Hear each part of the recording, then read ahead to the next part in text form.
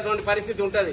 అలా ఎవరు కూడా చేయొద్దు. ఎవరికి జ్వరం వచ్చినా రోగం వచ్చినా ఏదొచ్చినా ఎంబడే దవాఖానకు పోయి రక్త పరీక్షలు చేయించుకొని తగు మాత్రలు వాడి మందులు వాడి ఆరోగ్యాన్ని రక్షించుకోవాలని చెప్పేసి మీ అందరు కూడా తెలియజేస్తూ గట్టుమై సమ్మని గాలి సోకెనని పుగులు ఉడుతదని భూత వైద్యమని మూఢ నమ్మకల మునిగిపోకండి.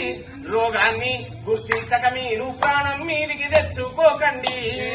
ఆరోగ్యం మాయనిచ్చునురా మాయన్న మాయక మీ సంసారంలో సుఖము నిచ్చునురా. అదేవిధంగా ఇంటి ముందల ఇంటి వెనుక ఇంటి పక్కల ప్రతి అంతా కూడా ఊరంతా కూడా పరిశుభ్రంగా ఉండాలి. అపరిశుభ్రంగా ఉండడం వల్ల ఈగలు దోమలు ఎక్కువైపోయి రోగాలు వస్తాయి. మరి ఎట్లా గజపగా ఇల్లు కూర్చినా వాకిలు కూర్చినా ఇంటి లోపల చెత్తనంతయు ఇంటి ముందవద్దండి. మీరు చెత్త కొన్ని ఉపయోగించాలి. ఆరోగ్యం మాయనిచ్చునురా మాయన్న మాయక్క మీ సంసారంలో సుఖము నిచ్చునురా. సుఖము నిచ్చునురా మీ సంసారంలో సుఖము నిచ్చునురా. మీ సంసారంలో సుఖము నిచ్చునురా.